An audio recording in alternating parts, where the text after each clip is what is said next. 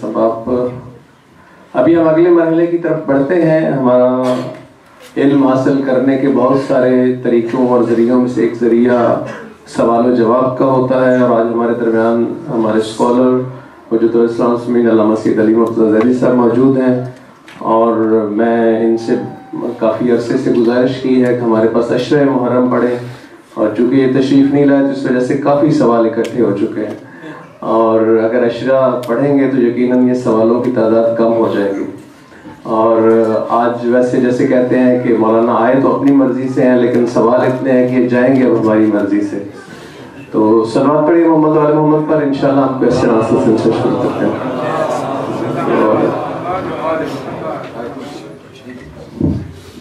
باید دیگر بلندتر صلوات.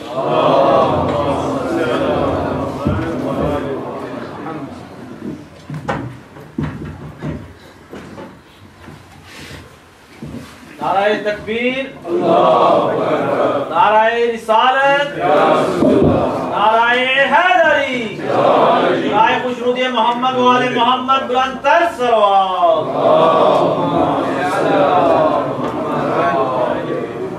اور ابھی ہم نے کاغذ اور قلم خواتین کی طرف بھی موجود ہے، مرد حضرات کی طرف بھی موجود ہے، اور تھوڑی دیر میں انشاءاللہ ہم مائک بھی بھیجیں گے. لیکن جو کچھ سوال آ چکے ہیں وہاں سے ہم آغاز کرتے ہیں. پہلا سوال ڈائریکٹ میرے خیال میں علماء اور آپ سے متعلق. کالا رنگ مکروہ ہے تو مولانا کالے رنگ کا عبایا کیوں پہنتے ہیں؟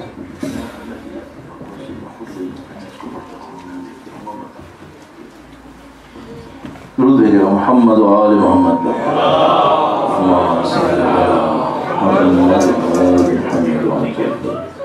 یہ مشہور معروف ہے کہ کالا رنگ مکروہ ہے، اور بالکل صحیح مشہور ہے، کالا رنگ مکروہ ہے. لیکن اگر کسی رنگ کے پیچھے کوئی میسج ہو، درود بھیجے گا محمد و آل محمد.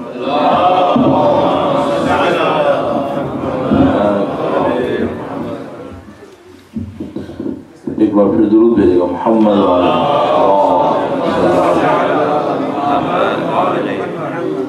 لیکن اگر کسی رنگ کے پیچھے کوئی میسج ہے تو مثال کے طور پر فرض کر لیجئے کہ ہم نے کالا رنگ پہنا، جیسے آپ لوگوں میں سے کچھ لوگوں نے یہاں پہنا ہوا، اکثر لوگوں نے، اور اس کے پیچھے ایک میسج ہے. اور میسج کیا ہے کہ آپ غم کا اظہار کرنا چاہیں. ہاں، کالا رنگ کوئی فیشن میں پہن رہا ہو صرف، ہاں یہ مکروہ ہے، فیشن میں پہننا مکروہ. البتہ اس میں بھی کہتے ہیں کہ اگر کوئی مکمل لباس کالا پہنے تب مکروہ ہے. تو مثال کے طور پر ایک حصہ کالا ہو دوسرا کالا نہ ہو تو پھر مکروہ نہیں ہے. لیکن اگر مکمل لباس کالا ہو تو وہ مکروہ ہے. کب؟ جب کوئی میسج نہیں ہے.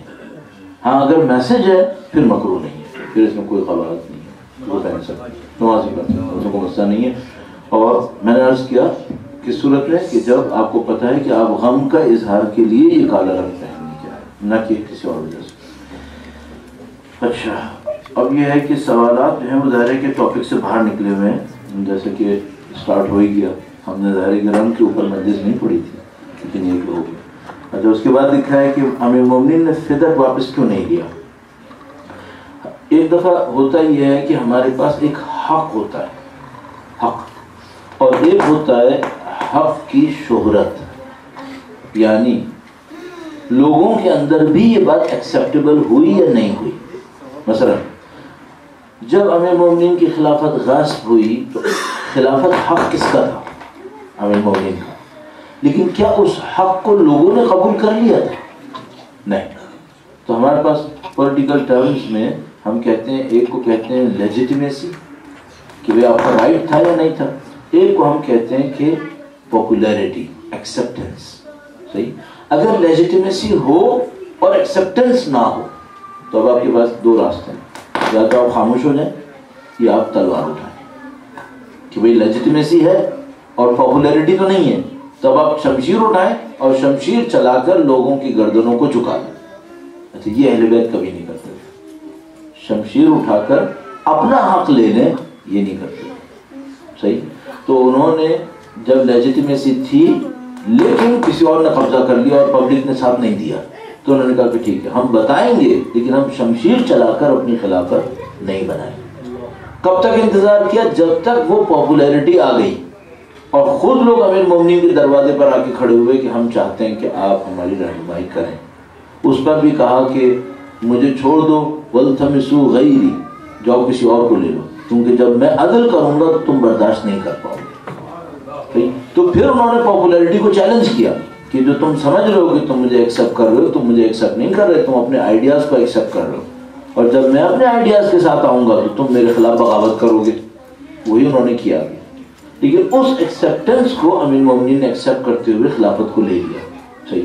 اب سوال یہ ہے کہ اگر فدق کے اوپر جاتے اور فدق کے باغ کو واپس لیتے تو لوگ کیا کہتے کہ جب اپنی طاقت آئی تو اپنی زمین واپس لے لی. وہ یہ نہیں چاہتے تھے، وہ یہ چاہتے تھے لوگوں کے اندر یہ ایکسیپٹنس آئے کہ ان کو ہمارا حق دینا ہے، وہ اس کا انتظار کر رہے. اور کب انہوں نے واپس لی؟ جب 98 ہجرہ میں عمر بن عبدالعزیز اموی خلیفہ بنا اور اس نے کہا کہ یہ حق آپ کا، ہم آپ کو دینا چاہتے ہیں، تب واپس لیا. وہ بھی صرف 1.5-2 سال کے لیے، پھر انہوں نے دوبارہ واپس لے لیا تھا. تو وجہ کیا تھی؟ وجہ میں نے آپ کی خدمت میں عرض کی، وجہ یہ تھی کہ نہیں چاہتے تھے کہ لوگ یہ کہیں کہ جب علی کے پاس طاقت آئی تو انہوں نے شمشیر چلا کر اپنا حق واپس لے لیا. ہاں، بیان کرتے رہے کہ یہ ہمارا حق ہے اور یہ دینا ہے لوگوں کو. اچھا، اب جناب علی یہ بات تو چلو چل گئی، کالا رنگ ایک ہسٹری کا بھی لے لیا. اب جو معاملہ ہے وہ کہیں آگے ہی جا رہا ہے. پلکنگ آئی بروز از حرام اور not, waxing and make up.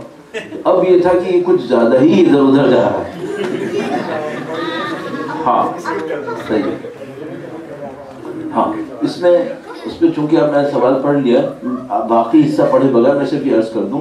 اس میں یہ ہوتا ہے کہ اگر کسی سوسائٹی کے اندر یہ بہرحال زینت شمار ہو، بیوٹیفیکیشن، تو پھر صحیح نہیں ہوگا، اس کو کور کرنا پڑے گا.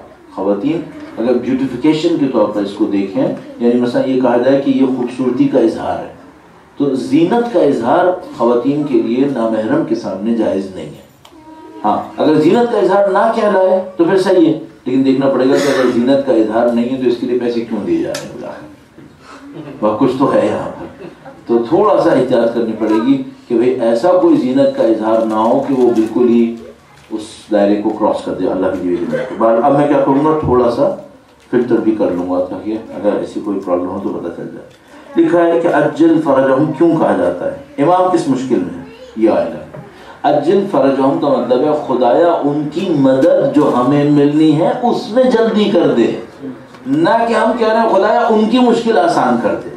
نہیں، اجل فرجہم کا مطلب ہے خدایا ان کی مدد ہمیں ملنی ہے اس میں جلدی کر دے، ان کی مدد ہمیں جلدی مل جائے. تو ہم ان کی مشکل کو حل نہیں کروا رہے ہیں، اپنی مشکل حل کروا رہے ہیں. جی، اجل فرجہم، اجل فعل ہے، فرجہم مفعول ہے.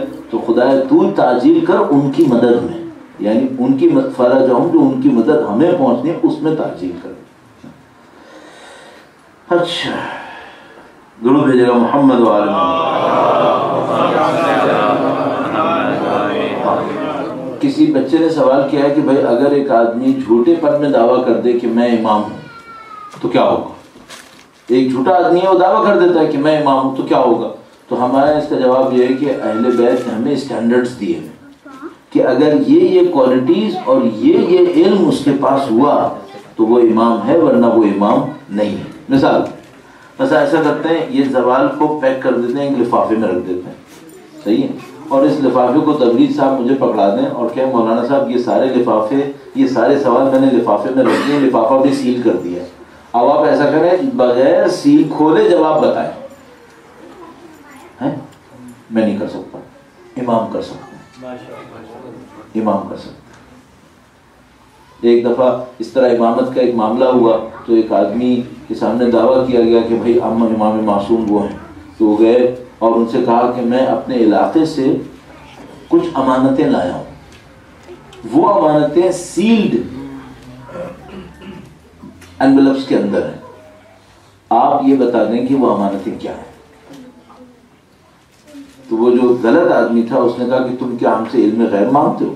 تو اس نے کہا نہیں، علم غیب ہو یا نہ ہو، پچھلے ائمہ نے ہمارے ساتھ یہ کیا ہے، انہوں نے ہمیں یہ اسٹینڈرڈ دیا ہے، اس سے کم پہ ہم نہیں دیں گے. تو اس نے بگا دیا. پھر جب وہ بھاگ گئے، وہ باہر آ گئے تو اس کے بعد وہ سوچنے لگے خدا مجھے صحیح امام تک پہنچا دے. تو دعائیں مانگ رہے تھے تو ایک آدمی آیا, اس نے کہا تم نے امام کو ملنا ہے, ادھر آؤ. تو وہ 2 آدمی تھے, تو وہ ڈر گئے کہ کہیں ایسا نہ حکومت کا جاسوس ہو, تو ایک کو بھگا دیا کہ تم بھاگ جاؤ, اگر مجھے کچھ ہو جائے جا کے بتا دینا, میں اس طرح پھنس گیا. پھر وہ گئے, کوئی گھر میں لے کے گئے, لیکن وہ حکومت جاسوس نہیں تھے, وہ امام کے نمائندے تھے. وہ امام کے سامنے لے کے گئے, یہ اسی طریقے سے بیٹھے تھے.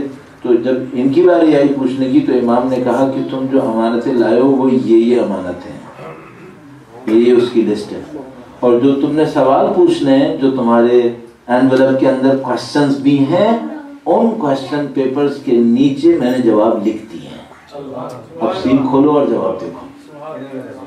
صحیح, یہ امام ہے. امام ہر کوئی ایسے جھوٹا موٹا دعویٰ کرے, ایک شعبدہ بازی کر دے, آسمان کے اوپر لیزر مار دے اور ہم سے کیا میں امام ہوں, ایسے نہیں کام چلے گا. یہاں بہت کچھ کرنا پڑے گا اسے. یہاں لوگ 250 سال کا تجربہ لیے بیٹھے ہیں اماموں کو پہچاننے کا. 250 سال میں 10 دفعہ امام کو پہچانا ہے لوگوں نے. یہ سب تجربے ہسٹری کے ہمارے پاس ہیں کہ کیا کیا کروانا ہوگا, تب پتہ چلے گا کہ یہ امام ہے. تو یہ صرف لیزر بیمز مارنے سے مسئلہ حل نہیں ہوگا. جو لوگ ہم سمجھ رہے ہیں نا, وہ ایک لیزر بیم مار لیں گے آسمان میں, یہ نظر آ جائے گا, بس ہم لوگوں کو دھوکہ ہو جائے گا. بیوقوفوں کو تو شاید دھوکہ ہو جائے گا, پڑھے لکھوں کو اتنی آسانی سے نہیں ہوگا. اور پھر اس میں ایک اسپرچویلٹی بھی انوالو ہوتی ہے, سب چیزیں ہیں. درود بھیجے گا محمد و آل محمد. بہت اچھا. ایک بچے نے بہت اچھا سوال کیا, میرے خیال بچی نے, اس نے پوچھا ہے کہ کیا جنت میں بھی مجھے پردہ کرنا ہوگا. یہ سوال کتنا خوبصورت. اس نے پوچھا ہے کہ بھئی یہاں تو مجھے پردہ کرنا ہوتا ہے, تو کیا مجھے جنت میں بھی پردہ کرنا ہوگا. تو اس دنیا میں گناہ کا چانس ہے, لہذا پردہ کرنا ہوگا. جنت میں گناہ کا چانس نہیں ہے, وہاں کوئی گناہ کرنے والا نہیں ہوگا. وہاں اللہ کی جو جنتی دربار ہے وہ گناہ گار کو اندر نہیں آنے دیں گے, تو وہاں کوئی ایسا مسئلہ نہیں ہوگا. وہاں پہ پارلر کھول لینا, بزنس چلے گا. اچھا جناب, درود بھیجے گا محمد و آل محمد.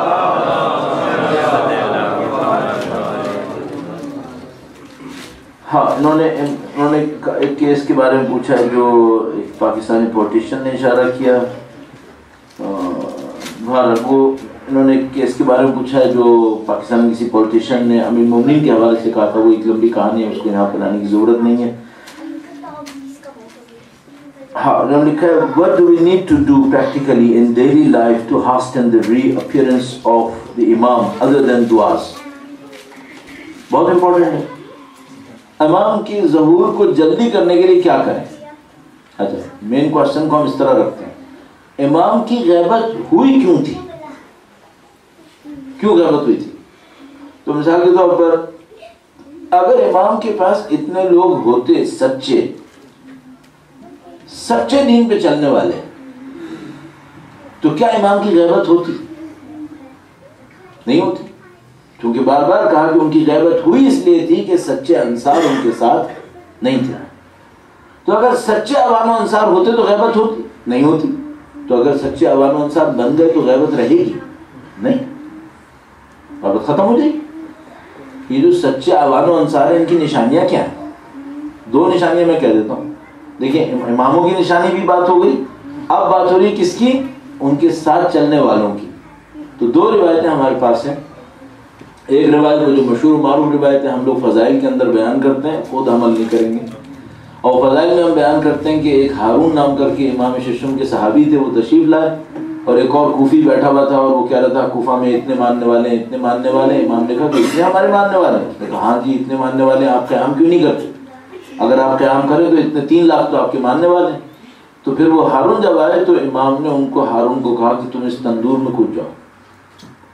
تو وہاں ایک تندور لگا ہوا تھا, اور اس کے اندر جناب آگ جل رہی تھی, اس کو اوپر کھانا وانا بننا تھا جو کچھ بھی, اور ان سے کہا کہ اس میں کود جاؤ. تو انہوں نے ڈھکن اٹھایا, نیچے چلے گئے, اور امام نے اس کوفی سے ادھر ادھر کی اور باتیں کرنا شروع کر دی. تو وہ کوفی بیچارہ ادھر سے ادھر اپنے آپ کو دکھا رہے, بھائی اس کا کیا ہوگا, وہ جو اندر گیا ہے اس کا تو امام دیکھ ہی نہیں رہے. جب وہ کوفی ادھر ادھر ہوا تو امام نے پوچھا کہ کیوں پریشان؟ کہنے لگا وہ جو اندر گیا تھا. امام نے کہا کہ بتاؤ تمہارے کوفہ میں اس کے جیسے کتنے ہیں؟ تو اس نے کہا کہ ایسا تو کوئی نہیں ہے. تو ابھی تھوڑی دیر پہلے کہہ رہا تھا 1 لاکھ آپ کے ماننے والے ہیں. پھر امام نے کہا تھا 1 لاکھ ماننے والے ہیں؟ تو کہنے کا نہیں شاید 2 لاکھ ماننے والے ہیں. اور جب امام نے کہا ہارون کا واقعہ پوچھا ایسے کتنے ہیں؟ کہنے کا ایسا تو کوئی بھی نہیں. یہ مسئلہ ہے. دوسری بات چلیے آپ نے جیسے ہی واقعہ سنا ہوگا نا آپ سوچ رہے ہوں گے میں ہوتا تو کھل جاتا. ٹھیک ہے نا, میں دوسرا سنا دیتا ہوں, اب آپ نہیں کہیں گے. امام کے پاس ایک اور آدمی آیا کوفہ سے. امام مدینہ میں ہوتے تھے نا, یہ کوفی سمجھتے تھے ہم بہت چیمپئن امام کی ماننے میں. تو آیا اور اس نے کہا کہ امام آپ کے ماننے والے ہیں, آپ تو ہاتھ نہیں اٹھا رہے, دیکھیں بنی عباس آگے چلے گئے اور یہ اور وہ. امام نے پوچھا کہ تم جو لوگ جو ہو سب ہمارے ماننے والے؟ کہاں جی ہم آپ کے ماننے والے. امام نے کہا کہ اگر تم میں سے کسی کو کبھی ضرورت پڑے تو دوسرے کے مال میں سے اٹھا سکتا ہے اور اس کو برا نہ لگے. نہیں سرکار یہ تو نہیں ہو سکتا, ہر ایک کا مال اپنا ہوتا. امام نے فرمایا کہ اگر یہ دوسرے کو مال میں ساتھ نہیں دیتے تو جان میں کیسے ساتھ دیں گے.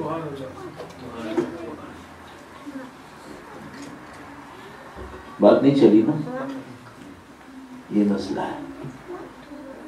ہم لوگوں نے اپنے مال اپنی جان کو خود کو مالک سمجھا ہوا. اگر ہم امام کو مالک سمجھتے تو ہمیں برا نہیں لگتا. ابھی تو ہماری پرابلم یہ ہے کہ اگر کوئی ہم سے یہ نہیں کہہ دینا کہ بھائی سیونگ میں سے 20% خمس دے دو, تو اس پہ میں بلک اٹھتا ہوں کہ میں اپنا پیسہ کیوں دوں مولویوں کو. تو تم مولویوں کو دو, اللہ کی راہ میں دے دو. تو وہ بلک اٹھتا ہے کہ میں اپنی سیونگ میں سے 20% دے دوں. اس کا مطلب یہ ہے کہ یہ نہ اپنے آپ کو اور نہ اپنے مال کو امام کو مالک نہیں سمجھتا ہے, اپنے آپ کو مالک سمجھتا ہے. کسی کو مالک, خود کو اپنے آپ کو مالک سمجھتا ہے. اچھا, جو شخص اپنی جان اپنے مال کو سمجھے کہ میں مالک ہوں, یہ خدا کے لیے کہاں قربانی دے گا؟ خدا کے لیے وہ قربانی دے گا جو خدا کو مالک سمجھے گا. لہذا خدا نے بتایا جب بھی قرآن کریم میں کہتا ہے صدقہ دو تو وہ کہتا ہے اس میں سے دو جو میں نے تم کو دیا ہے, اس میں سے دو جو میں نے تمہیں دیا ہے. تو میں ایک دفعہ ایک آیت اللہ کے پاس گیا اور ان سے کہا کہ ایک آدمی خمس دیتا ہے اور وہ یہ کہتا ہے کہ خمس کا جو آدھا مثلا سہمی امام ہوتا ہے جو مرد تقلید کے پاس جاتا ہے, میں چاہتا ہوں کہ یہ ایسے خرچ ہو. تو انہوں نے کہا کہ تم اس سے خمس نہیں لینا, اس سے کبھی خمس نہیں لینا. میں نے کہا کیوں؟ کہنے کہ اس کا مطلب یہ کہ یہ خمس کے مال کو بھی امام کو مالک نہیں سمجھ رہا, اپنے آپ کو مالک سمجھ رہا. اس سے خمس نہیں لینا, یہ غصب ہو جائے گا. اس سے کو اپنا مال اپنے پاس رکھے. جس دن یہ سمجھے کہ امام مالک ہے اس دن دے. ہم لوگوں کے ساتھ پرابلم یہی ہے, ہم لوگ سمجھ رہے ہیں ہم مالک. اچھا, اب امام اگر ہم سے کہے کہ بھئی یہاں تم میدان میں لڑو, تو میں اس کو کہوں گا کہ میں تو آج کی چھٹی پہ نہیں ہوں, میں جس دن چھٹی پہ ہوں گا اس دن آؤں گا. میرا تو بریک نہیں ہے آج کل. تو ہم لوگوں نے سمجھا ہے ہم مالک ہیں. جب تک ہم مالک ہیں غیبت ہے. جب اتنے لوگ بن جائیں گے جو امام کو مالک سمجھیں گے تو غیبت ختم ہو جائے گی. تو اس نے جس بچے نے یا بڑے نے پوچھا کہ بھائی ری اپیئرنس کے لیے ہم کیا کریں, امام کو مالک سمجھو. پھر ان سے پوچھو کہ میں نے کھانا کھانا ہے, اس میں سے کتنے میں سے کھا سکتا ہوں. پھر وہ بتائیں گے کہ تم اتنے میں سے کھا سکتے ہو. ہم الٹے ہیں. ہاں اچھا, یہ سب وہاں کے تھے, یہ امپورٹنٹ کوشچن ہے. او مائی لارڈ. اچھا, ابھی لوکل کوشچن باقی ہیں. صحیح, یہ وہاں تک جائے گا. میں ریپیٹ کر دوں گا بھائی, یہ بار بار پریکٹس نہ کریں. وہ بار بار ادھر مت لے لیا تو ادھر ہی رکھیں اس کو.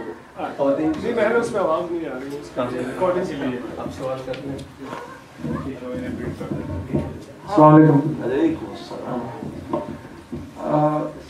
اس سوال کا جواب تو مطلب اس پہ یقین تو ہے. مطلب جس طرح میں کمپیریزن نہیں کرنا چاہ رہا, مگر ایک مثال دے رہا ہوں کہ حضرت ابراہیم نے کہا تھا اللہ سبحانہ وتعالیٰ سے کہ تو مردوں کو کیسے زندہ کرتا ہے. تو اللہ نے فرمایا کہ کیا تمہیں یقین نہیں ہے؟ بولا یقین تو ہے, مجھے اطمینان قلب چاہیے. تو اسی اطمینان قلب کے لیے ایک سوال پوچھنا چاہ رہا ہوں جو کہ شاید عجیب سا ہو, کہ اگر اللہ سبحانہ وتعالیٰ نے کہا کہ یہ قربانی جو ہے وہ میں ذبح عظیم میں تبدیل کر دوں گا, और वो ज़िब्र अज़ीम इमाम हुसैन की सूरत में। तो ये वाक़या करबला को अंडरमाइन नहीं करता किसी हद तक? कैसे? मतलब चूंकि एक प्री डिस्टाइंड चीज़ थी, मतलब मैं अगेन मैं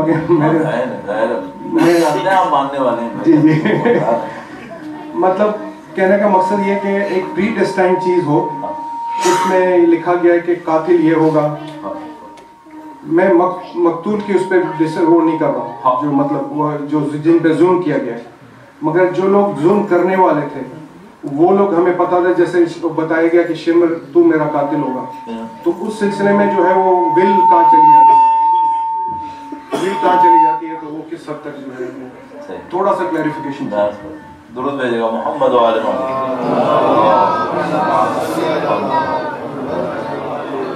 यहाँ एक टिपिकल क्वेश्चन होता है, और वो ये होता है कि अगर किसी चीज का खुदा को पहले से इल्म है,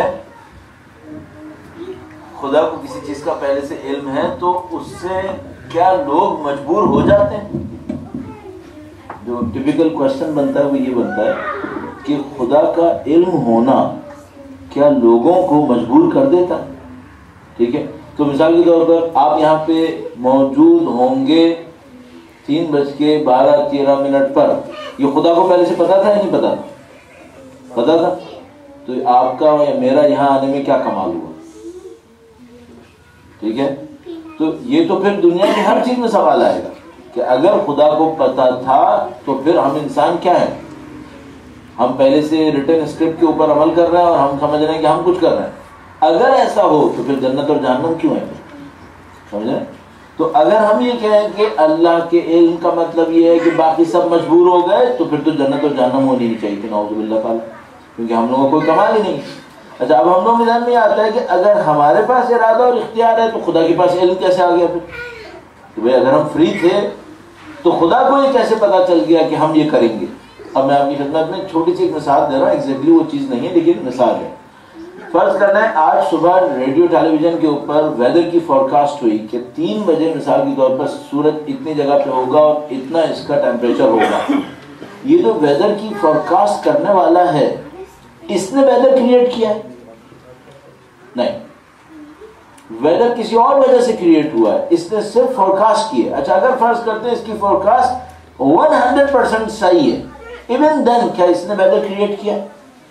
नहीं, ये खुदा के इल्म का मामला है कि उसकी एक फोरकास्ट है, फर्ज कर लेते हैं, जिसको मैं सही लफ्ज इस्तेमाल नहीं कर रहा, एग्जैक्टली वही नहीं है लेकिन मैं उसको नजदीक लाने की खातिर अर्ज कर रहा हूँ कि अगर एक वेदर को फोरकास्ट करता है और कहता है कि 2 बजे ये होगा और 100% वही हो जाता है, इवन देन उसने वेदर क्रिएट नहीं किया है। तो खुदा ने इस लेवल के अंदर हमें इल्म देता है अंबिया और आइम्मा के जरिए कि ये होने वाला है, सही है, लेकिन इसका मतलब ये नहीं होता कि उसने सारे प्लेयर्स को मजबूर कर दिया है कि वो ये करेंगे, जैसे वेदर का मामला है। तो इल्म का और इरादे का टकराव नहीं है। इसको मैं एक और तरीके से आपकी खिदमत में अर्ज करूंगा और थोड़ा सा सिंप्लीफाइड हो जाता है। वो ये है कि फर्ज करें, थोड़ा सा इमेजिनेशन को इस्तेमाल करिए, फर्ज कर लीजिए कि यहाँ पर एक खिड़की खुली भी है और आपके सामने से गाड़ियों की एक चेन गुजरनी है, जिसमें फर्ज कर लेते हैं कि 100 गाड़ियां और हर गाड़ी डिफरेंट मॉडल में कलर की है। ठीक है, तो जब ये मेरे सामने से खिड़की के सामने गुजरती है एक गाड़ी, तो मुझे पता चल जाता है कि मसलन छोटा गुजरी 2015 की मसलन ये वाली, फिर एक और गाड़ी आती है तो मुझे पता चलता है, ये मेरा इल्म है, एक एक करके सामने आता है। लेकिन अगर कोई ऊपर वाले फ्लोर पे चला जाए, टॉप फ्लोर पे चला जाए और पूरी रोड को देख ले, तो उसे सारी गाड़ियों के सारी डिटेल्स पता चल जाएगी जो मुझे एक एक करके पता चलेगी। तो क्या ऊपर वाले के इल्म की वजह से उसने तय किया कि कौन सी गाड़ी गुजरेगी? इल्म डेस्टिनेशन को या डेस्टिनी को तय नहीं करता है, इल्म रिफ्लेक्ट करता है उसको जो होने वाला है, लेकिन इरादा और इख्तियार दूसरों के हाथ में खुदा नहीं करता। इस तरह से इसका जवाब यानी हज़रत हुर का जैसे वो वन ऑफ द साइंस, वो देखिए, अगर आप इल्म खुदा कहें तो इल्म खुदा में ये भी है कि हज़रत हुर ये करेंगे, ये सब कुछ खुदा के इख्तियार में था, उन्होंने मतलब अपने आप को खुद उस जगह से हटा दिया। बिल्कुल कर सकते हैं। बस अगर ऐसी मैं आपसे पूछ रहा हूँ, या मैं इसको ना बढ़ाता बहरहाल, लेकिन मैं आपसे अर्ज कर रहा हूँ, अगर उमर साहब ये सोचता कि मुझे हिदायत पे चलना है, तो क्या उसके रास्ते में कोई रुकावट थी? कर सकता था? فیصلہ کر لیتا. جب وہ شیر بول رہا تھا کہ یہاں پہ جنت ہے یہاں پہ جہنم ہے ساری باتیں, اس کا ایک بیٹا کہہ رہا تھا جاؤ, اس کا ایک بیٹا کہہ رہا تھا مت جاؤ, اس بیٹے کی سن لیتا جو کہہ رہا تھا مت جاؤ, کر سکتا تھا. لیکن خدا کے علم میں ہے کہ یہ نہیں کرے گا, یہ کرے گا. اب کیا خدا کے علم نے اس کے اوپر یہ ڈیسٹینی ریٹرن کر دی ہے؟ نہیں, ریٹرن نہیں کیا, ابھی بھی اس کے ہاتھ میں ہے, کرنا چاہتا ہوں تو کر لیتے ہیں. اچھا میں آپ کی خدمت میں عرض کروں, جبر اور قضاء و قدر اس کے فیصلے اس کوشچن آنسر کے اندر نہیں ہوں گے. اس کے لیے آپ کو اسٹڈی کرنی پڑے گی, اس کو آپ کو اسٹڈی کرنی پڑے گی, اس کے لیے لیکچر رکھنے پڑیں گے. اگر آپ یہ چاہتے ہیں کہ یہ کمپلیکیٹڈ ایشو جو علم اور جبر کہ اس کا ریلیشن شپ کیا ہے, قضاء و قدر کا ریلیشن کیا ہے, 2 مثالیں میں نے آپ کو اس لیے دی تاکہ آپ کے لیے کام آسان ہو جائے. جی فرمائیے. اسی سوال کو آگے کر کے میں اسی لیے آپ سے عرض کر رہا ہوں, آپ اس کو آگے کریں گے فائدہ نہیں ہوگا. میں آپ کی خدمت میں عرض کر دیتا ہوں, آپ جواب دینا مناسب. جیسے آپ نے ہاتھ اٹھایا تھا میں سمجھ گیا تھا, اسی لیے میں نے بریک میں ڈال دیا. 2 سوال ہیں. ایک تو یہی کہ قرآن میں جو بچڑے کو ذبح کرنے کی بات تھی کہ انہوں نے 12 ذبح کیا لیکن وہ ایسا کرنے والے نہیں تھے, تو خدا تو ہی جانتا تھا کہ ایسا کرنے والے نہیں تھے مگر پھر بھی وہ کر گئے, تو یہ کیا. اچھا اب یہاں پہ کیا ہوتا ہے, تھوڑا سا پرابلم انڈرسٹینڈنگ اور لنگوسٹک کا ہے. وہ کیا, وہ یہ کہ مثلا ہمارا جو ٹرانسلیٹ کرنے والا ہے وہ بعض اوقات ورڈ ٹو ورڈ ٹرانسلیٹ کر دے گا اور انڈرسٹینڈنگ جو تھی اس کو ٹرانسلیٹ نہیں کرے گا. وَمَا كَادُوا يَفْعَلُونَ, اس کا مطلب یہ کہ وہ کرنے والے تو نہیں تھے, اس کا مطلب خدا نے جبر کیا نہیں. خدا نے تعالیٰ کہہ رہا ہے کہ اصل ارادہ ان کا یہ تھا کہ اگر یہ ہم نے کر دیا تو ہمارا راز کھل جائے گا, تو وہ کرنا نہیں چاہ رہے تھے, لیکن نبی نے لا کر ایسی جگہ پہ کھڑا کر دیا ان کو کہ ان کو کرنا پڑ گیا. اب اس کا ایک مثال اب میں بالکل ایسی ہی جیسے ایک بچہ ایک فیملی کے اندر رہتا ہے اور اس سے پوچھیں بھائی تم نماز پڑھنا چاہتے ہو, وہ کہے گا نہیں میں نہیں پڑھنا چاہ رہا. تو پڑھتے کیوں؟ ابا ڈانٹتے ہیں. وَمَا كَادُوا يَفْعَلُونَ, پڑھنا تو نہیں چاہ رہا تھا لیکن ابھی پڑھنا پڑے گی کیونکہ ابا دیکھ رہے ہیں اماں دیکھ رہی ہیں. نماز کا فائدہ ہے جو پڑھی گئی. ہاں, اس کا اگر اس بندے خدا نے, اس بچے نے اپنے اوپر کوئی اور ظلم نہ کیا ہو, یہ نماز بھی اس کو مدد دے سکتی. ہاں, خدا نہ کرے نعوذ باللہ یہ بیک آف دا سین کوئی اور گناہ کوئی لمبے چوڑے کر کے بیٹھ رہا ہے, پھر یہ نماز فائدہ نہیں دے گی. لیکن اگر فرض کرو نیوٹرل حالت میں ہے, زندگی میں اتنے بڑے گناہ نہیں کر رہا ہے, اپنے راستے میں صحیح چل رہا ہے. صحیح چل رہا ہے کیا مطلب, مثلا ایک نارمل بچہ ہے, ایک نارمل بچہ ٹھیک ہے کبھی جھوٹ بھی بول سکتا ہے, ٹھیک ہے کبھی غلطی بھی کر سکتا ہے, لیکن ایک نارمل بچہ مثال کے طور پر دوسروں کی گمراہی کا سبب نہیں بنتا, دوسروں کو تباہ و برباد کرنے کی کوشش نہیں کرتا. اگر اس قسم کے لمبے چوڑے اس نے غلطیاں نہ کی ہوں تو یہ نماز فائدہ دے گی. لاسٹ سوال کہ یہ توحید کے حوالے سے کہ جو ترتیب ہے توحید عدل نبوت امامت قیامت, میں انڈر امپریشن یہ رہتا ہوں اپنی بچپن سے جو کراچی میں انہوں نے مجلس سے سنی ہے اور اب یہاں آ گیا ہوں, تو یہ ترتیب یہ توحید عدل نبوت امامت قیامت ہے کہ یا پہلے ہمیں یہ بتایا جاتا ہے کہ پہلے امام ہے, امام کے بعد نبی آئے, اس کے بعد اللہ سے رجوع ہے. اب میں نماز پڑھ رہا ہوں تو میرا ڈائریکٹ لنک اللہ سے ہے, امام نہیں ہے میرے تصور میں, نبی نہیں ہے میرے تصور میں, مگر اوبیسلی امام سے ہم لیتے ہیں ہدایت تو ہم اللہ کو رجوع کرتے ہیں. میرا یہ عقیدہ صحیح ہے کہ میں امام سے ہدایت لیتا ہوں تاکہ میں اللہ کی طرف زیادہ کلوز ہوں. ہاں دیکھو ہمارے پاس یہ بہت نفیس دعا ہے, مستند دعا, کہ مثلا جب مولا چھٹے امام نے درود بھیجے گا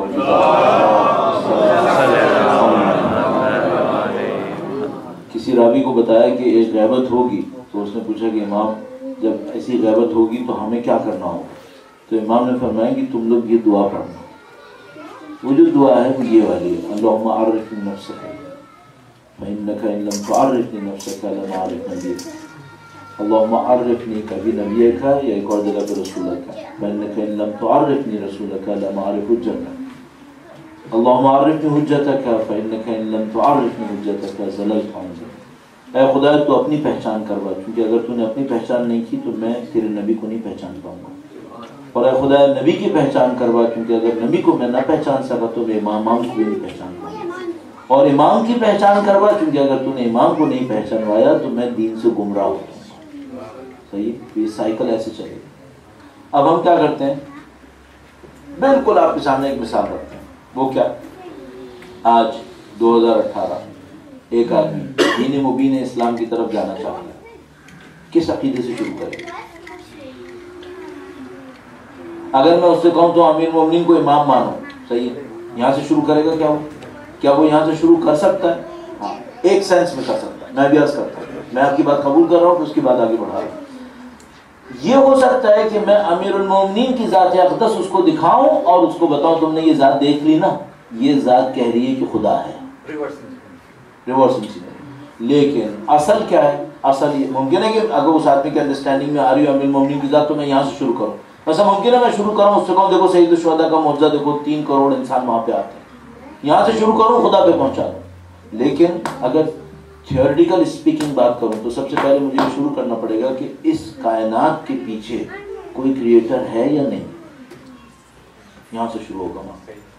अगर कोई क्रिएटर है, उस क्रिएटर ने मैसेज भेजा है या नहीं, अगर उस क्रिएटर ने मैसेंजर भेजा है, उस मैसेंजर ने अपना कोई डिप्टी अपॉइंट किया है या नहीं किया, तो ये चेन फिर ऐसे आएगी नीचे, सही। तो थियोरिटिकल लॉजिकल स्पीकिंग बात वहां से शुरू होगी।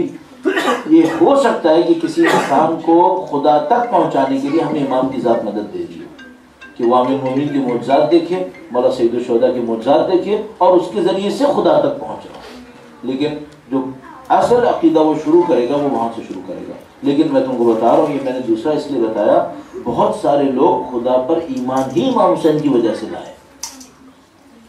मसलन क्या हुआ, मसलन एक स्कॉलर के सामने केस था, उसने देखा इमाम हुसैन के मामले में और उसने तहकीक की कि इमाम हुसैन अपने इलाके के कितने अक्लमंद, अपने ज़माने के कितने अक्लमंद इंसान थे। उसको पता चला कि उनसे ज़्यादा इल्म किसी के पास नहीं था। फिर उसने देखा कि इन्होंने जो कुर्बानी दी, उसने एक कंक्लूजन निकाला, कहने लगा कि हुसैन जैसा अक्लमंद ऐसी कुर्बानी दे रहा है जिसका क़यामत के सिवा और खुदा के सिवा कोई फ़ायदा ही नहीं। इसका मतलब है खुदा है तो हुसैन ने कुर्बानी। देखा कहाँ से शुरू किया उसने? इमाम हुसैन से शुरू किया, कुर्बानी से शुरू किया और कहाँ पहुँच गया? खुदा पे पहुँच गया। क्योंकि उसने देखा कि ये जो कुर्बानी इन्होंने दी थी ये ऐसी कुर्बानी थी कि अगर क़यामत ना हो और खुदा ना हो तो इस कुर्बानी का कोई लॉजिकल रीज़न नहीं, और हुसैन अक्लमंद। तो उसने कहा कि ये इतना लॉजिकल आदमी अगर ये कुर्बानी दे रहा है, इसका मतलब है खुदा है तो ये कुर्बानी दे रहा है, वरना कुर्बानी नहीं देती। तो ये दोनों तरफ से मुमकिन है। वो थोड़ा सा सवाल है, हो सकता है कि मैं सही तरीके से कर ना सकूं, लेकिन शायद आप समझ जाएं। ये सलवात के हिसाब से जैसे हम सलवात पढ़ते हैं कि अल्लाहुम्मा सल्ली अला मुहम्मद व आले मुहम्मद, जो हमारी रेगुलर रूटीन है, और दुरूद पाक मेरे ख्याल में आमना की जाती है कि अफजल तरीन इबादत है। लेकिन जैसे कुरान पाक में भी है कि इन्नल्लाह व मलाइकतहु युसल्लूना अलन नबी या अय्युहल्लज़ीना आमनू सल्लू अलैहि व सल्लिमू तस्लीमा। यहाँ पे दो चीज़ों का जिक्र है, सलवात और सलाम का। और जो हम दुरूद पढ़ते हैं उसमें भी हम पढ़ते हैं कि अल्लाहुम्मा सल्ली अला मुहम्मद व आले मुहम्मद, यानी कि अल्लाह ताला तू भेज दे मोहम्मद व आले मोहम्मद पे। हम क्या कर रहे हैं? हमें जो हुक्म हुआ है सल्लल्लाहु अलैहि वसल्लम का, वो क्या चीज़ है? देखिए बहुत मजेदार बात की है। किसी ने इस सवाल को ऐसे कहा, मेरा सवाल करेक्ट भी कर ऐसे ही कर। उसने कहा कि खुदा हमसे कहता है कि तुम भेजो और हम खुदा से कह रहे हैं तू भेज दे, तो भाई तुम में से कोई काम करने के मूड में है भी या नहीं? किसी ने कहा वो खुदा कह रहे तुम करो, तुम करो तुम कर। तो इसमें दोनों में सलावात में फर्क है। इसका जो सोल्यूशन है ना इस साइकिल में फंसने का, वो फर्क ये है कि एक वो है जो हम खुदा से कह रहे हैं और वो खुदा की रहमतें हैं और खुदा की इनायात। क्या खुदा जिन हस्तियों को तूने इनायात देने के लिए भेजा है उनकी इनायात में और इजाफा करना। अच्छा, मेरे भेजने से उनकी इनायतें बढ़ेंगी क्या? मेरा ताल्लुक बढ़ेगा। ज़ियारत जामे कबीर में जुमला मौजूद है कि जो हम दुरूद भेजते हैं ये उनके इजाफे के लिए नहीं है, हमारे ताल्लुक को बढ़ाने के लिए। तो एक्चुअली हम ये कह रहे होते हैं कि बादशाह से मेरा भी रिश्ता है, जबकि मैं बादशाह को कुछ दे नहीं पाऊंगा। तो ये इस वजह से। अच्छा, ये जो खुदा कह रहा है ये क्या है? सही है, अब जो हम कह रहे हैं वो तो समझ में आता है, ये जो खुदा हमसे कह रहा है ये क्या है? अजी साहब, इसमें एक मैंने आपसे कहा ना अभी लिंग्विस्टिक की बारीकियां आती हैं। लिंग्विस्टिक की एक छोटी सी बारीकी है। तस्लीम का मतलब क्या होता है? सरेंडर। तस्लीम तो समझ में आ गया ना कि तुम नबी और उसकी आल पर सरेंडर हो जाओ। सही है। अच्छा, अब एक आदमी धड़ाधड़ दुरूद भेजे जा रहा है और वो नहीं कर रहा जो वो कहते हैं, इसका मतलब है ये तस्लीम नहीं हुआ। तो इसने इन्नल्लाह मलाइकतहू के ऊपर अमल नहीं किया। ये जो सल्लू है ये क्या है? ये बड़ा इंटरेस्टिंग एक जुमला है। अगर सल्लू का मतलब वो सल्लू लेना है जो हम सलावात में कहते हैं अल्लाहुम्मा सल्ली, तो मैंने उसका मतलब अर्ज कर दिया ब्लेसिंग्स को भेजना। लेकिन खुदा हमसे नहीं कह सकता कि तुम ब्लेसिंग्स भेजो, हम कहाँ से ब्लेसिंग भेज सकते? हमसे क्या कह रहा है? सल्लमू के रेफरेंस में देखो इसको। सल्लमू में क्या था? Complete surrender. सल्लू का मतलब क्या? अब थोड़ा सा क्रिटिकल जगह है ये। यूं तसव्वुर करें, एक गाड़ी चल रही है, एक और गाड़ी पीछे चल रही है। अच्छा, आज के जमाने में तो गाड़ियों की रेस होती थी, पहले जमाने में किसकी रेस होती थी? घोड़ों की रेस होती थी। सही, घोड़ा दौड़ रहा है, पीछे एक और घोड़ा दौड़ रहा है। ये जो घोड़ा पीछे दौड़ता है रेस में, तो बाज़ औक़ात दोनों की स्पीड तकरीबन एक जैसी हो जाती है। सही, दोनों की स्पीड एक जैसी होती है, लेकिन जो डिस्टेंस था वो ख़त्म नहीं होता, क्योंकि ज़ाहिर अगर स्पीड एक जैसी होगी तो फिर डिस्टेंस ख़त्म नहीं होगा। इसमें या तो आगे वाला स्लो पड़े या पीछे वाला तेज़ भागे, और अगर दोनों एक ही स्पीड पे चल रहे हैं तो डिस्टेंस कभी ख़त्म नहीं होगा। सही है, इसको एजम्पशन नहीं देगा। अब सामने वाला घोड़ा वो इतनी तेज़ भाग रहा है, ये भी इतनी तेज़ चल रहा है, और ये ऐसा है कि इसका सर उसके पाँव से टकराता है। सही है, ये दोनों मिल के चल रहे हैं एक ही स्पीड में, तो डिस्टेंस कभी खत्म नहीं हो रहा है। लेकिन पोजीशन ये है कि इसका जहां पे पाँव है, इसका यहाँ पे सर है। इस पोजीशन को लिटरल अरबिक में कहते हैं सल्लल फरस। घोड़ा घोड़े से मिल के भागा। खुदा कह रहा है तुम अहले बैत के साथ ऐसे चलो, तुम उनके कदमों पे अपना सर रख के चलो, और ना आगे जाना ना पीछे रहना, उनके साथ चलो। यार के जामिया कबीर दोबारा फरमाया जो साबिक होगा उनसे आगे जाएगा वो हलाक होगा, जो जाहिक होगा जो पीछे रह जाएगा हलाक होगा, लाहिक जो मिल के चलेगा वो निजात पाएगा। ये है सल्लू, और वो था सल्लिमू। तो खुदा कह रहा है मिल के चलो और सर झुका के चलो, सर झुका के चलो। ये हमसे कह रहा है।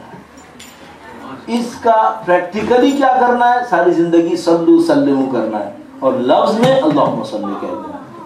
यो दुरूद भेजो मोहम्मद वाले।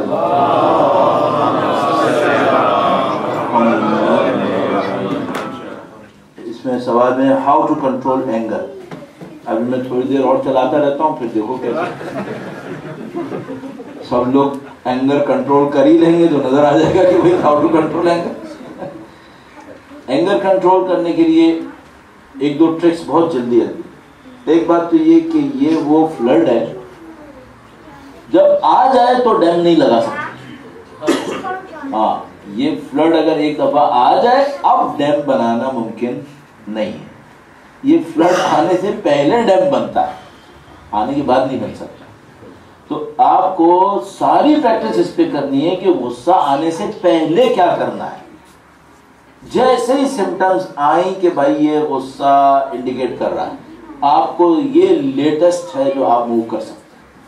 लेकिन अगर ये एक दफा दिमाग पे चढ़ गया अब फिर कोई कुछ नहीं कर सकता, फिर मामला खत्म हो गया। तो आपको हमेशा देखना पड़ेगा अपने साबिका गुस्सों को देखकर कि मुझे गुस्सा आता कहाँ पर, और पूरी कोशिश ये करनी होगी कि गुस्से की जो रूट कॉजेज हैं उसे डील करना है। मसलन गुस्से का रूट कॉज क्या होता है? एरोगेंस। मुतकब्बिर इंसान को गुस्सा बहुत जल्दी आता है, क्योंकि वो बात बात पे अपनी इंसल्ट फील करता है, उसे गुस्सा आ जाता है। अच्छा, एक और इंसान है जो खुद पसंद है, जो कहता है मैं ही अच्छा हूँ, उसको भी गुस्सा बहुत जल्दी आता है, क्योंकि उसके सामने किसी और की तारीफ करो उसे गुस्सा आ जाएगा कि भाई ये मेरी तारीफ नहीं हो रही, किसी और की तारीफ क्यों हो रही। अच्छा, जो आदमी अपने आप को अक्ल कुल समझता है उसको भी गुस्सा बहुत जल्दी आता है, क्योंकि जैसे आप कोई और अपनी ओपिनियन देता है वो कहता है इसने मेरे सामने ओपिनियन क्यों दी, ओपिनियन तो मेरी होनी चाहिए। तो गुस्से के हर आदमी के गुस्से के अपने कॉजेज हैं। तो मुझे किसी और वजह से गुस्सा आएगा, किसी और को किसी और वजह से गुस्सा आएगा। मतलब एक को इस वजह से गुस्सा आएगा कि मेरे सामने किसी और की खूबसूरती की तारीफ क्यों कर दी, क्योंकि उसने समझ बैठा है कि वो समझ बैठा है कि मतलब मैं तो बहुत ज्यादा हूँ जो कुछ भी हूँ। हर एक के गुस्से के अपने कॉजेज हैं, कॉजेज को पहले नोट करें, कॉज से लड़े पहले। अच्छा, उसके बाद आता है फिनोमिना। अब जबकि गुस्सा आना शुरू हुआ, سب سے عقل مندی کا کام یہ ہے کہ جس پوزیشن میں غصہ آ رہا ہے فوراً اس پوزیشن کو چینج کریں، فوراً اس پوزیشن میں. مثال کے طور پر میں ایک آدمی کے ساتھ بات کر رہا ہوں، بات کرتے کرتے مجھے غصہ چڑھ جا رہا ہے. اب جیسے ہی میں احساس کروں غصہ چڑھ رہا ہے، میرے لیے سب سے عقل مندی کا کام یہ کہ اس آدمی سے کہوں کہ آپ مجھے تھوڑا سا بریک دینا، میں بھی آتا ہوں. بس غصے کا جو فلو ہے یہ گریجول ہوتا ہے اور ایک سرٹن جگہ پہ جا کے پیک پکڑتا ہے. جیسے ہی اسٹارٹنگ پوائنٹ میں ابھی گریجولی یہ اسپیڈ پکڑ رہا ہے، آپ اس کو یہیں پہ روک لیں. ایک دفعہ اس نے اسپیڈ پکڑ لی پھر سب ختم ہو چکا ہے، پھر کوئی کیلکولیشن سامنے نہیں آتی. تو 2 پوائنٹ ہیں. نمبر 1 جو روٹ کاز ہے اس کو آئیڈینٹیفائی کرنا کہ مجھے غصہ کن پوزیشنز میں آتا ہے زیادہ تر، اس روٹ کاز سے لڑیں. اور دوسری بات ہے کہ جیسے ہی اسٹارٹنگ پوائنٹ پر ہے وہیں لڑ دیں اس سے. اب اس کے علاوہ جو چیزیں ہمارے پاس ہیں، مثلا ہمارے پاس روایتوں نے 3-4 حل بتائے. کہا کہ جیسے ہی تمہیں غصہ آئے پانی پی لو. اچھا پانی پینے کا مطلب کیا ہے؟ تھوڑا سا اس کو بریک مل جائے گا. بریک دیں. لکھا ہے کہ جناب جس کو غصہ زیادہ آتا ہے اس کو چاہیے ہمیشہ وضو سے رہے، ہمیشہ وضو سے رہے، کیونکہ غصہ بہرحال ایک شیطان کا وسوسہ ہے. تو اگر وضو سے رہے گا تو اس کو شیطان سے لڑنا آسان ہوگا. ہمارے پاس روایتوں میں لکھا ہے کہ اگر تم کو کھڑے ہوئے غصہ آ رہا ہے تو بیٹھ جاؤ، اور بیٹھے ہوئے آ رہا ہے تو حتیٰ لیٹ جاؤ. اور لکھا ہے کہ اگر تمہیں غصہ آ رہا ہے تو زمین کو ٹچ کرو. اور اس طرح کی بہت ساری چیزیں لکھی ہیں جو اینگر مینجمنٹ جس کو ہم لوگ کہتے ہیں اس کے چیپٹر میں ہمارے پاس بہت ساری روایتیں ہیں. درود بھیجے گا محمد و آل محمد. سوال ہے مغربی ممالک میں پروان چڑھنے والے بچے اسلامی ممالک میں بڑے ہونے والے بچوں سے کس طرح مختلف ہیں؟ بنیادی طور پہ تو بالکل بھی مختلف نہیں. بنیادی طور پہ تو سارے ایک جیسے. جتنا اسلام کے لیے خطرہ پاکستان میں ہے اتنا ہی UK میں بھی ہوگا، لیکن یہاں پر ایک ایکسٹرا برڈن ہے جو وہاں پہ کم ہے. ابھی اس کو مجھے عرض کرنا ہے. اور اس کا ایک اور پہلو، مثلا یہاں پہ ایک اور خطرہ ہے جو مجھے زیادہ سنگین لگتا ہے، وہ یہ کہ وہاں پہ اگر کوئی بچہ گمراہ بھی ہوا تو ایٹ دا اینڈ مسلمان ہی مرے گا. یہاں پہ مشکل یہ ہے کہ اگر سلپ ہوا تو میں اس کو کہتا ہوں کہ کہیں گونزلس نہ مر جائے. یہاں یہ خطرہ ہے. یہاں خطرہ یہ ہے کہ جنریشن وائپ آؤٹ ہو جاتی ہے. وہاں پہ مسئلہ یہ ہے، مثلا ایک آدمی کا باپ جو ہے وہ اچھا آدمی نہیں ہے. ہمارے سامنے بہت سارے کیسز ہیں جن کے بابا جو ہیں وہ سارے غلط کام کر رہے ہیں اور ان کا بیٹا جو ہے وہ بڑا جناب زبردست قسم کا مسلمان بن گیا. تو یہ ہو سکتا ہے کہ 1 یا 2 جنریشن کے گیپ سے وہ بندہ خدا اپنے انوائرمنٹ کی وجہ سے ہی شاید کہیں نہ کہیں پک کر لے اور واپس آ جائے. لیکن یہاں مصیبت یہ ہے کہ اگر ایک دفعہ جنریشن وائپ آؤٹ ہو گئی تو پھر کتنے % چانس ہوگا کہ اس کے 2 جنریشن بعد جب اس کو پتہ بھی نہیں ہوگا کہ میں کون تھا، میرا باپ کون تھا، کیا تھا، یہ دوبارہ واپس آنے کی کوشش کرے گا. تو چانسز بہت کم رہ جاتے ہیں. اور مسئلہ سارا پیچیدہ یہاں پر ہے کہ ایز پر آفیشیل اسٹیٹسٹکس پہلی جنریشن کے دیندار ہونے کے بعد دوسری جنریشن میں اسلام 40% ہے اور تھرڈ میں 20%. تو ڈراپ آؤٹس بہت زیادہ ہے، بہت زیادہ. یعنی میں حیران ہوتا ہوں بعض اوقات اس بات کو دیکھ کر کہ اگر آپ تشریف لے جائیں امریکہ میں اور وہاں پہ پینسلوینیا اسٹیٹ کے اندر مختلف جگہوں کی بڑی کمیونٹی آمش کمیونٹی رہتی ہے. یعنی جو ہمارے خیال میں احمقانہ طرز زندگی ہو سکتا ہے آج کے دور میں، اس ٹائپ کی زندگی پر وہ ہیں. میں نہیں کہہ رہا کہ وہ احمقانہ ہے، کہہ رہا ہوں کہ لوگ شاید یہ کہیں گے.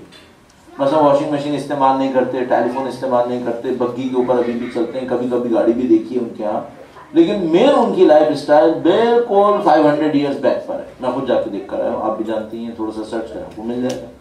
ان کا ڈراپ آؤٹ لیس دین 18% ہے اور ہمارا drop out best of the condition میں 50% سے اوپر ہے. تو یہ ایک لحاظ سے بہت پیتھیٹک ہے کہ ہمارا ڈراپ آؤٹ اتنا زیادہ کیوں. اور اس کی وجہ میں آپ کو پھر عرض کر دوں، آپ کہیں گے میں پیچھے پڑ گیا ہوں، کیونکہ ہم لوگ کمیونٹیز نہیں بنا رہے، ہم لوگ سینٹرز بنا رہے ہیں. وہ کمیونٹی بنا کے رہے ہیں، وہی کمیونٹی میں رہتے ہیں. اب ہمیں یہ نہیں پتا ہے کہ کمیونٹی اور سینٹرز میں فرق کیا ہے. تو ہم لفظ استعمال کرتے ہیں کمیونٹی، لیکن سی کا مطلب وہ ہوتا سینٹر ہی ہے. وہ لگاتے کمیونٹی ہیں. اب کمیونٹی کچھ اور ہوتا ہے، سینٹر کچھ اور ہوتا ہے. تو جا کے دیکھیں کمیونٹی کسی کہتے ہیں. آپ کمیونٹیز بنائیں تو شاید ہمارے سروائیول کا چانس، ڈراپ آؤٹس کم ہو جائیں گے، ہمارا سروائیول کا چانس بڑھ جائے گا. تو انہوں نے پوچھا بچے مختلف ہوتے ہیں؟ نہیں، کوئی مختلف نہیں ہوتے. یہاں کے بچے بھی इंटरनेट पे वही देखते हैं जो वहाँ के बच्चे देखते। यहाँ के बच्चे भी मैनचेस्टर यूनाइटेड के पीछे भाग रहे होंगे, वहाँ के भी आर्सेनल के पीछे भाग रहे होंगे, वो सब एक जैसे होते, लेकिन जो फर्क आता है वो खतरे में फर्क है, खतरे में फर्क। अब मुमकिन है आप मुझसे कोई पूछे कि भाई ऐसे मुसलमान होने का फ़ायदा क्या है, कि कुछ भी नहीं पता उसे, शुक्रिया, कुछ भी नहीं पता और उसके बाप ने ऐसे छोड़ दिया और ये था। फ़ायदा मैंने यही अर्ज़ किया कि भाई मसला ये है कि थोड़ा सा आगे जाके फिर एक चांस होता है वापस आने का, एनवायरनमेंट, फैमिली, इंट्रैक्शंस, लेकिन यहाँ पे वो चांस जो है वो बहुत ही कम हो जाता है। अच्छा हाँ, दोनों सवाल जो हैं वो अच्छे हैं। बहरहाल लिखा है कि यहाँ होटल में रिसेप्शनिस्ट की जॉब करना कैसा है, जबकि होटल में अच्छे लोग भी आते हैं बुरे लोग भी आते हैं। यहाँ का मसला नहीं, सारी दुनिया में ऐसा है।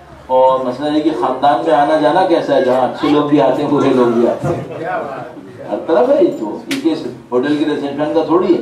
हम इसका सादा जवाब ये देते हैं कि अगर आपको कोई हराम काम ना करना पड़े तो आपकी जॉब सही है। आपको कोई हराम काम ना करना पड़े, मतलब फर्ज करें खुदा न करे एक आदमी कह रहे मैं बाहर में जॉब करूँ, हाँ वो गलत है क्योंकि काम ही हराम हो रहा है। होटल के अंदर ठीक है, होटल के अंदर वो रहने के लिए आएंगे या खाने के लिए आएंगे, ज़रूरी नहीं है कि वो सब इसी काम के लिए आ रहे हैं। तो अर्ज़ हुआ कि आपको हराम काम ना करना पड़े फिर सही। आखिरी सवाल, अब आपको एंगर मैनेजमेंट तो समझ में आ ही गया होगा। हज़रत आदम से आगे नस्ल कैसे चली, इनके बेटों की शादी किनसे हुई, अब मेरा एंगर मैनेजमेंट है। भाई जब हम लोग भारत, इसका लमसम में जवाब ये, इसमें दो ओपिनियंस हैं। एक ओपिनियन ये है कि अल्लाह ताला ने एक तरफ से जिन्नों को भेजा और एक तरफ से हूरों को भेजा और शादियां करवा दी, एक जवाब ये। अच्छा, एक जवाब ये है कि भैया ये जो भाई बहन की शादी हराम थी, ये शरीयत ने हराम की है। अगर किसी भी मसले, और शरीयत में जितने भी अहकाम आते हैं वो किसी मसले के ताबे होते हैं। कोई मसले को जो मसला अगर आपसे कहा गया है कि भाई ये काम सही नहीं है मत करें, इसका मतलब है आपकी इसमें मसलहत नहीं। लेकिन मसलन मुर्दार खाना हराम है, लेकिन अगर जान खतरे में हो, अच्छा अगर जान किसी की खतरे में हो, पड़ा ही मुर्दार हो और वो ना खाए और मर जाए, तो उसने सही किया या गलत किया? तो गलत किया, खुदकुशी है। शरीयत मसलहतों के ताबे है, यानी मसलहत का मतलब वो नहीं है कि आपने अपना काम देखकर, नहीं, शरीयत यानी कि उसके पीछे कोई फिलॉसफी होती है। तो अगर मसलन वो कहता है कि ये हराम खाना, ये चीज खाना हराम है, किस कंडीशन में? इस कंडीशन में कि जान खतरे में ना हो। अगर जान खतरे में हो तो फिर ये खाना वाजिब है।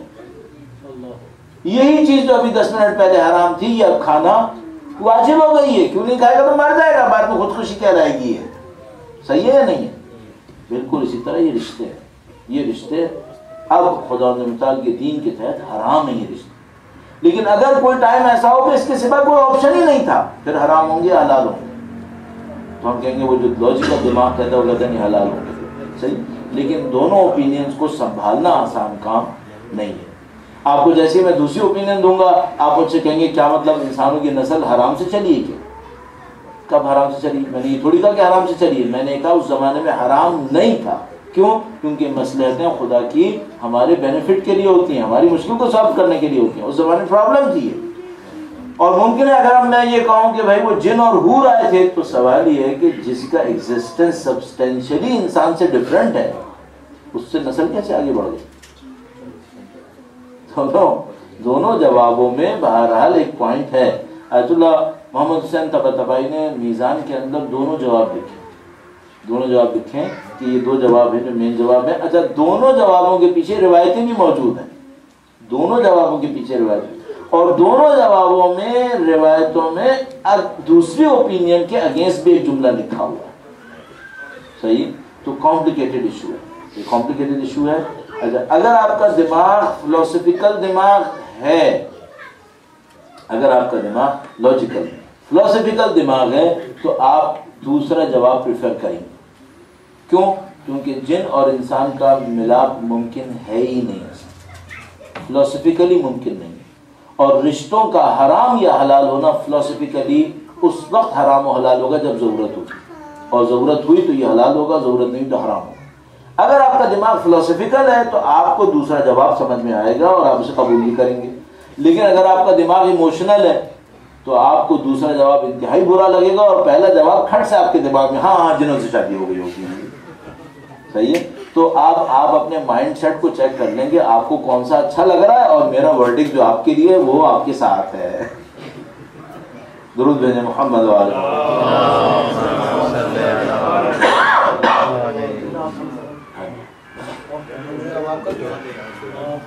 کوئی بھی کتاب کیا ہاں چلنا چاہیے. ہاں جو بھی کتاب ہم پڑھتے ہیں اس کی اوتھینسٹی کا کیسے پتہ چلے گا؟ کیونکہ آج کل کچھ کتابیں دکھائی جا رہی ہیں. ہاں بہت اس کا آسان کام یہ ہے کہ جس کو ہم لوگ بیبلیوگرافی کہتے ہیں، یہ خود ایک سائنس ہے جس میں ہم کتابوں کے بارے میں اسٹڈی کر رہے ہوتے ہیں کہ بھئی یہ کتاب کیسی ہے، اوتھینٹک ہے یا نہیں ہے. تو بالکل جس طرح پرسنالٹیز کے بارے میں ہم ان کے اوتھینٹک نان اوتھینٹک ہونے کے اوپر بات کر رہے ہوتے ہیں، کتابوں کے بارے میں بھی ایسی، یہ خود ایک سائنس ہے. تو ہم جا کر دیکھتے ہیں مثلا یہ بک، فرض کرو ایک آدمی کہہ رہا ہے 4 صدی ہجری کی ایک کتاب پرنٹ ہوئی یا ایک کتاب ہے اس میں یہ لکھا ہے، تو ہم جا کے دیکھیں گے بھئی وہ کتاب کا رائٹر کون ہے، اوتھینٹک تھا یا نہیں تھا. اصل اس رائٹر کی ہسٹری میں یہ بک مینشن ہوئی بھی ہے یا نہیں ہوئی ہے. پھر دوسرا مسئلہ یہ کہ اگر اس رائٹر کے نام کے آگے ایک بک لکھی بھی ہے تو یہ وہی بک ہے جو اب دکھائی جا رہی ہے. ممکن ہے وہ بک اور وہ ختم ہو چکی ہے اور یہ جعلی بعد میں گھڑی. تو ہمارے پاس ایسی کیسز ہسٹری میں بہت ہے. میں نام بھی نہیں لینا چاہ رہا. ایک کتاب جو بہت مشہور ہے، جو کسی کے نام سے مشہور ہے، لیکن وہ کتاب جو اس وقت ہمارے ہاتھ میں ہے وہ کتاب نہیں ہے جو اس آتھر کی کتاب ہے. صحیح. اس طرح یہ پورا ایک سائنس ہے، اس کو آپ ایسے رول نہیں بنا پائیں، آپ کو سائنس کے اندر آنا پڑے گا. بہت بہت شکریہ، جزاکم اللہ خیر. یہاں پہ ایک اور سوال ہے جو یہ پیچھے میز کے اوپر رکھا ہوا تھا. اتنا بڑا سوال ہے کہ میری ہمت ہی نہیں ہوئی اس کو پڑھنے کی. اب میں اس کو چھوڑ دیتا ہوں. اللہ انشاءاللہ مدد فرمائے گا، آئندہ کبھی ہوا تو اس کو جواب دے پائیں گے. درود بھیجیں محمد و آل محمد.